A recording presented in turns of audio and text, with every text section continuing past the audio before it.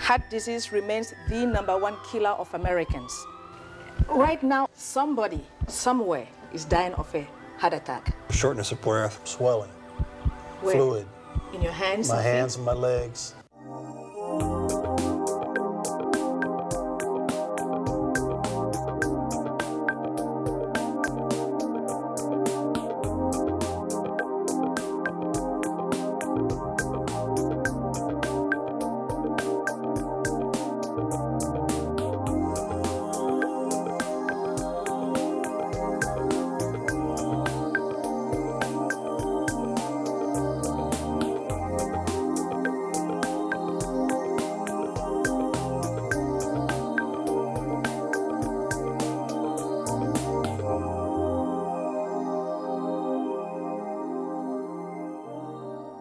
In spite of all the advances in medicine and health, according to the CDC, heart disease remains the #1 killer of Americans. The question is, why? Is it our lifestyles, genetics, or a combination? There's about 1 million people that suffer heart attacks and die from it in the United States. And worldwide, the incidence is only getting worse. People are more concerned about is the heart attack Right. and the problem, which is the blockages of the arteries.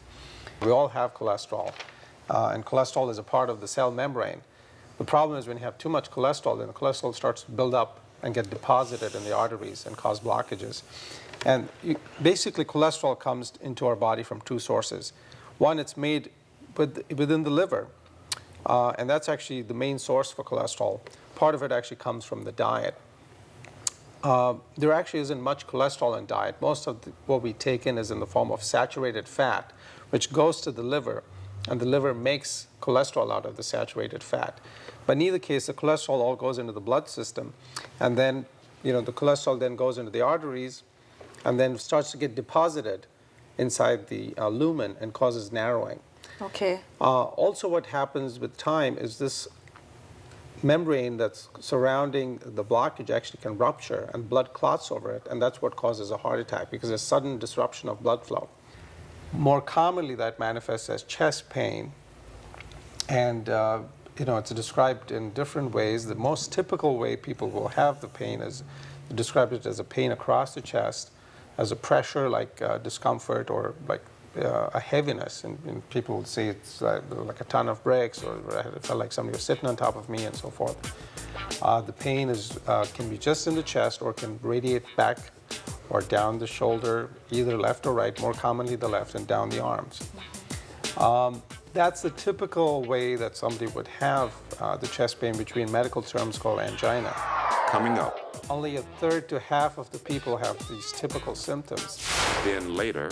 People that are maybe have bad temper or who repress their feelings, and basically that increases the stress levels and the stress hormones in the body, like the adrenaline hormones. And that is not a good thing for the heart. Do you think there's any relationship between heart attacks and what we eat? Yes, I do, especially when it comes to meat, different meats. The cholesterol, your cholesterol get high, and the fat of the sugar and the cookies and potato chips and stuff like that. Don't eat meat. No, I'm just kidding. It's okay. It's okay. It's okay not to eat meat. No, it's okay not to eat, and I think it's okay to eat meat as well. I don't see anything wrong with eating meat or not eating. I think the issue is going too much and going overboard. Definitely, heart attacks are a big problem, in our world today, and the heart attacks obviously come because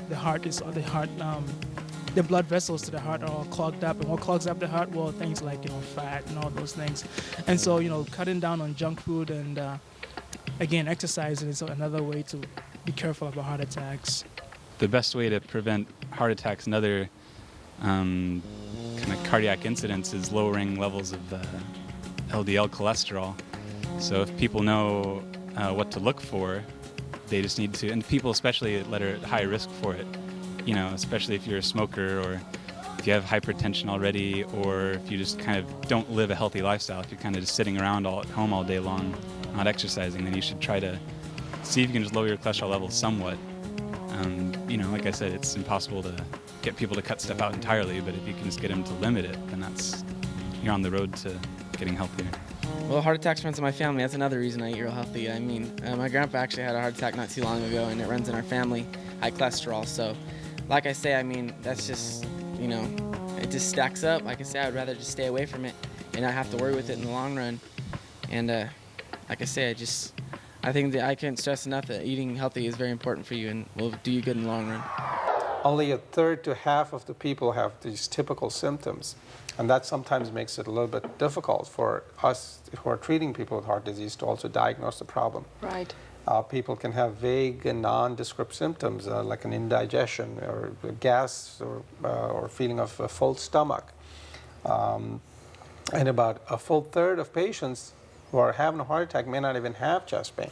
Really? They may only feel complaints of extreme weakness or fatigue or being short of breath. So I think in an individual who might otherwise be predisposed to heart disease, any of these symptoms should be a warning sign, and prompt attention should be sought. The major risk factors really are, I think, high blood pressure, diabetes, smoking, having a high cholesterol, and having an increased likelihood of having heart disease in the family, or what we call family history of heart disease. And these 5 are, I think, major risk factors for having heart disease. A lot of this has to do, to some extent, with our lifestyle. We're becoming more sedentary. We're not eating right. There's an increase in other disease states such as diabetes, hypertension, which also predispose to an individual developing heart disease. There's a lot of refined food in our diet, so a lot of sugar, a lot of refined starch, like white bread, pasta, rice, high fat diet, and specifically the bad kind of fats, the saturated fat. So all this leads to basically people becoming overweight, increasing cholesterol levels, more likely to become diabetic, and therefore more likely to develop blockages in the arteries. And inactivity, a lack of exercise? Yeah, How about that? that's a big problem. I think, and today that's I think one of the biggest problems we're dealing with. People have just become very sedentary. We drive to work, we take the elevator to our workplace, we use the phones to call colleagues or send emails. Hardly anybody's walking anymore. In fact, there was a study done showing that just the internet, for example, has made people not spend about 25% of the energy that they would have been spending 10 years ago. Wow. So we as a society are becoming very sedentary, but we're not cutting back on the amount we eat. And so therefore the combination of burning less calories and eating poorly is causing people to get overweight. Some of those risk factors are modifiable, Right. and we want to help them in that regard. Coming up, We do a comprehensive laboratory assessment to start with. We add some bell peppers. All right. Those are very good for you. Onions. Onions are very good too. Yep. Chopped onions. Helps with your immune system. Right.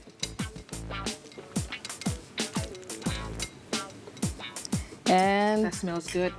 now we want to add a few seasonings to it. And right in my little container here, I have some basil, some garlic, onions, not onions, but onion powder, and a little bit of vegetable seasoning. And we pour that over it. And then we have a tablespoon of the mayonnaise, Okay. right? And we just mix this. This is very easy to prepare. Do you think there's any relationship between heart attacks and what we eat? You know, it's something we didn't think could happen until recently. Now it's a bigger problem now, more because of the high obesity and whatever, processed foods and all that kind of stuff. So just, basically raw foods, natural vegetables, fruits, the best thing to help that. Exercise, of course, especially. I've read and heard that stress is a factor in the heart attacks too.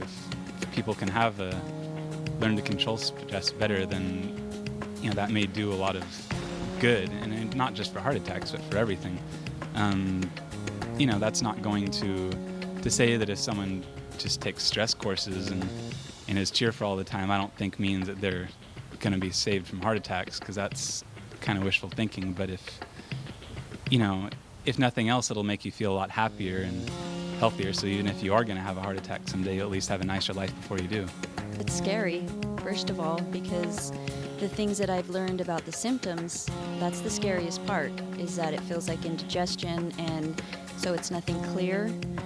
But I do have a stepmom who is very much, her father died of obesity and diabetes and heart condition, and she's taught me a lot of how fast food, even if you think it's just once in a while, if you really look at what you're eating, there's no nutrition whatsoever.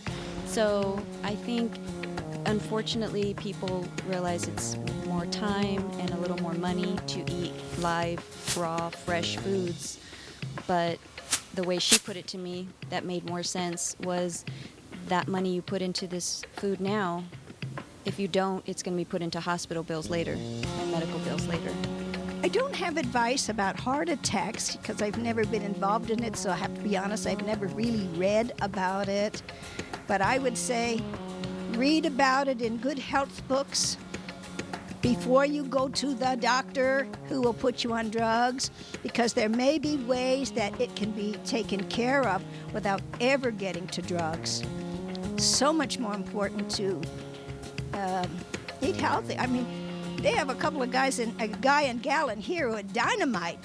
I would call them a doctor. They're better than a doctor. They're so good in prescribing the right foods to eat. They don't prescribe, I don't mean prescribe, but the right foods to eat. Try to look for a lot of health food places that really can help you in your eating habits, and talk to a doctor. Before we talk about herbs and supplements, let's talk about the comprehensive assessment for heart disease. So Dr. Rashidi, tell us about this comprehensive assessment for a patient who is at risk for heart disease. Yes, as I mentioned, there's so many different things out there that you need to target it and guide the patient on what to take and have an understanding of why you're giving it. It's not enough to just go and pick, everything you've ever heard of that's good for the heart. So we do a comprehensive laboratory assessment to start with, and we look at markers like the highly sensitive CRP test, which identifies inflammation, which is a contributing factor to heart disease. Also look at lipoprotein A, which is a hereditary lipoprotein that increases your risk. Fibrinogen, which is a factor in the blood that increases clotting, and clotting is one way that a heart attack can happen. Insulin levels. If you have high insulin levels, that increases insulin resistance. It's a marker of insulin resistance, actually, showing risk for high blood pressure, and it's an inflammatory agent that increases your risk of clots as well. Homocysteine is a newer marker for heart disease and can be all by itself. They originally identified homocysteine as causing heart attacks in patients as young as 15 to 20 when they have a very high level of homocysteine. And in patients who have a more moderate level, heart disease is more likely to happen, but at a later age in life. And then we also want to look at, of course, their cholesterol levels, and look at that in a comprehensive fashion, not just total cholesterol, and nowadays not even total triglycerides, good and bad, but there are subtypes of the HDL, good cholesterol. One is the best to have and one is not as good to have. And then the LDL, there are actually good types of LDL, which is considered the bad cholesterol, and there are less favorable forms of LDL. And we can now tell that through a comprehensive vascular panel. Okay. What about screening? EKG, stress tests? Well, I mean, every adult at some point at the annual physical, they need an EKG once they're over the age of 40, typically. We don't advocate stress tests for everybody unless they have some symptoms that are suggestive of heart disease, or they have risk factors, multiple risk factors. So if they're diabetic, have high blood pressure, high cholesterol, I mean, we start thinking of trying to screen these individuals. But we don't advocate that just for everybody for looking for heart disease. Looking at the holistic approach to patient care, how would you describe that? Well, first of all, the holistic approach really takes into account mind, body, spirit, the patient and the physician making a partnership. This isn't anymore about you do as I instruct you and everything will be fine, because people really need to have a partnership of I can do this, this is what I'm willing to do, the physician and a team helping to work with the patient. You've had 2 heart surgeries. Tell me about the spiritual part of you, the mind, body, spirit part. Do you think that played a role in your healing or the way you look at yourself now? Certainly. How I think so? Faith plays a big part in a person's recovery and the hope, you know, from that standpoint. But it takes body, mind, spirit. I mean, it takes the whole thing for recovery. Right. And but faith alone is a big factor for patients. They say, I have my faith to lean on, and I know I'm going to be all right. And with you, Brian? Oh, the same thing, definitely. My faith helped me a lot in recovering, and having visitors from my religious background, that helped a lot. That helped a lot too.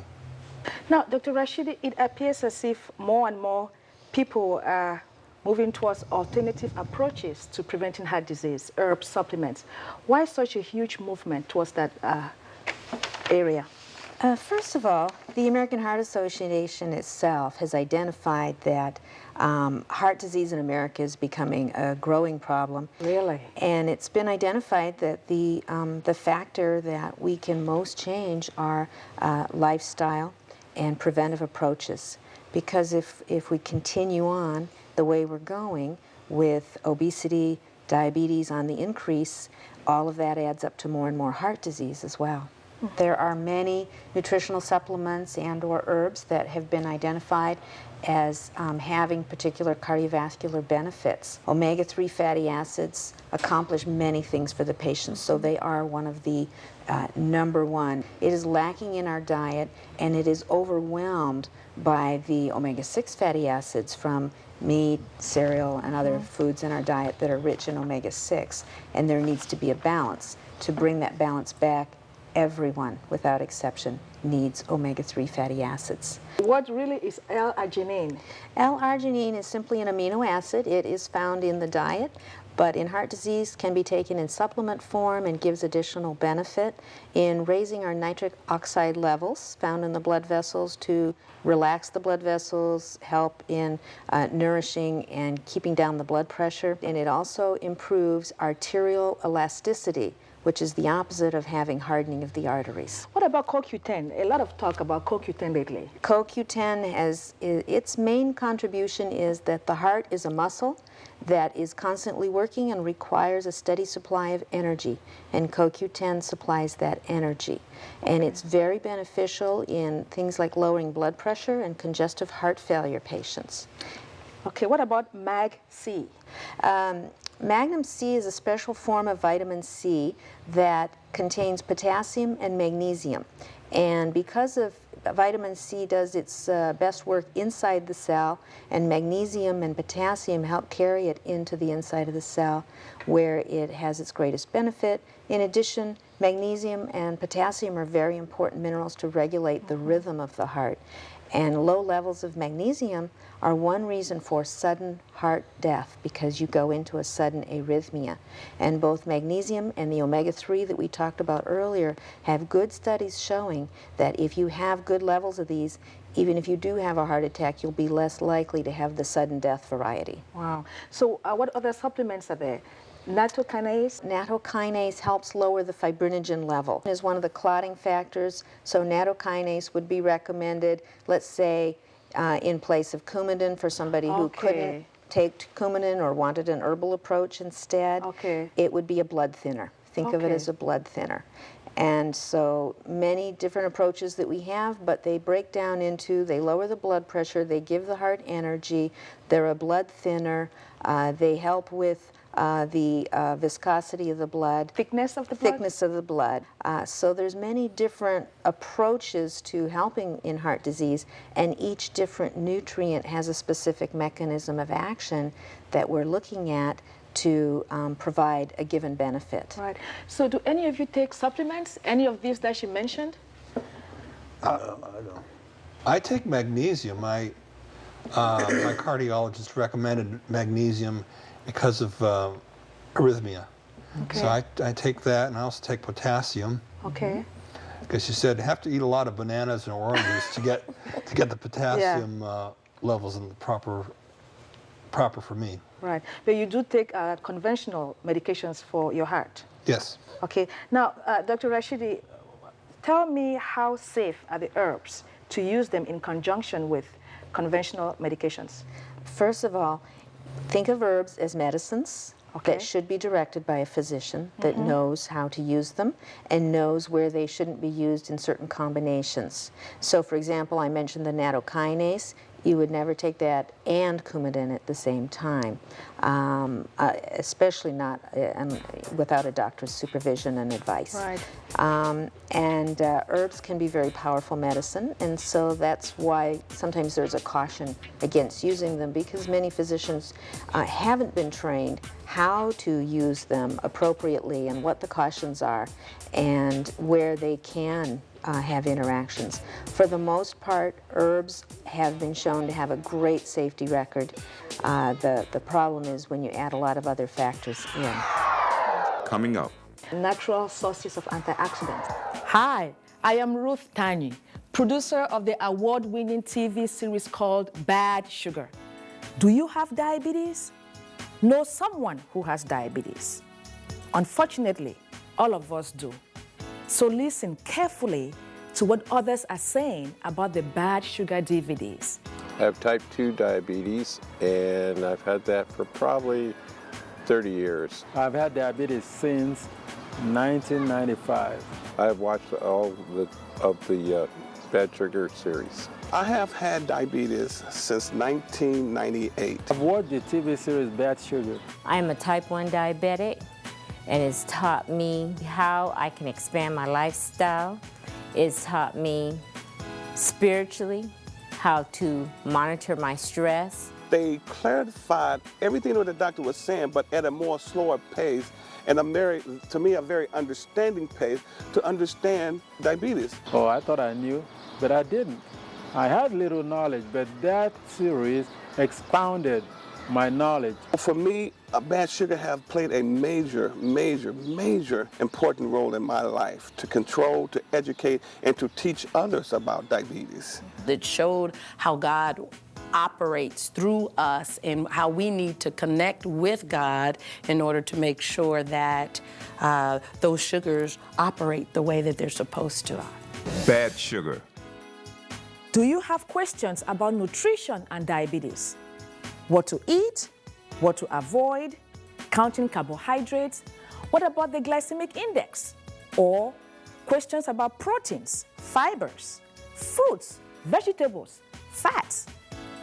Or do you have questions about exercise, stress, spirituality, and diabetes? Or do you want to prevent diabetes complications? The Bad Sugar DVDs will give you the answers you are looking for. There was things out there that I didn't know, and since I watched Bad Sugar, it's given me a lot of information that will help me further out. Type 2 diabetes affects a lot of different things in your body, which I never knew about until I saw the episodes 7, 8, and 9. It's taught me about nutrition, it's taught me spirituality, and it's taught me how to live my life and enjoy myself longer. I was able to reduce my medicine, and that's due to the fact of the Bad Sugar. Call 1-866-257-3471. Operators are standing by. Or log on to PreventiveCareWeekly.com and place your order. Okay, now you know all about the Bad Sugar Diabetes DVDs. Get them for yourself and they will change your life. There are a number of nutrients that we are going to get in part from incorporating fruits and vegetables into our diet. The recommendations are 5 to 9 servings of fruits and vegetables a day, and most people get maybe 3 if they count ketchup and French fries. Ketchup. Ketchup has lots of tomatoes. And so we need to encourage, you know, our youth, everyone in our society to take advantage of living in a land where we really have the opportunity to have fresh fruits and vegetables Absolutely. every day. Right, and it's variety from different sources, Yes. really. So we get many phytonutrients, proanthocyanidins. Proanthocyanidins are what you find in the grape seed extract, which is an antioxidant. You see that also in pomegranates and pomegranate juice or concentrate.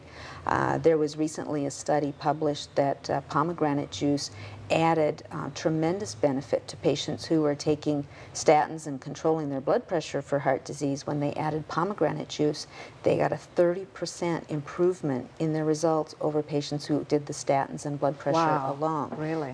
And part of what pomegranate does is an antioxidant effect. Natural sources of antioxidants. Fruits and vegetables. Such as? Such as. Some of the richest ones, the most colorful are usually the ones with the most antioxidants. So blueberries with their rich blue color, and pomegranate, which their rich red color. All fruits and vegetables really have antioxidants. Vitamin C, the way it works is as an antioxidant. Right. Vitamin E works as an antioxidant. And so just incorporating these into your diet. So are you taking lots of fruits and vegetables? I eat a lot of fruits and vegetables, fresh vegetables, or if I buy canned vegetables, I buy them with no salt added. Right. And I buy barbecue sauce, ketchup, spaghetti sauce, anything like that with no salt added, keeping my salt intake down. Yes. And then with exercise. Yes. And Brian, you? Vegetables, fruits? I will have a fruit pretty much every day for breakfast, and I have oatmeal to help lower my cholesterol, salad sometimes twice a day, and I, instead of frying chicken, for instance, I'll barbecue it. Right. So let's talk about exercise. I know in the Loma Linda program, it's a rehab program where these patients come through for exercise, and it's different from the kind of exercise that people who don't have heart disease yet should engage in. Is that correct? Yes, we start What's the them difference? out at a very low level while being very carefully monitored. Okay. So basically we have most people walking on a treadmill, but there are some people who have difficulty walking because of hip or knee pain, joint pain. Right. So we also have what's called a new step. It's a seated stepper. So moving both the arms and the legs, giving overall body workout. Oh, good. So, the most important thing is they're monitored while they're being exercised. That's good. And then working up to as high a level as safely possible. First of all, I tell my patients that of all the things they could do to have a healthy heart and a healthy life, the number one thing is exercise. If they can only do one thing, that's the one thing they need to do. For more information, please visit PreventiveCareWeekly.com and check out the forum where you can share ideas and learn from others about lifestyle practices and disease prevention. See you on the next episode. Goodbye. This program is not intended to be diagnostic or prescriptive. Please consult with your doctor or healthcare provider before adopting any of the lifestyle changes or other measures discussed in this program.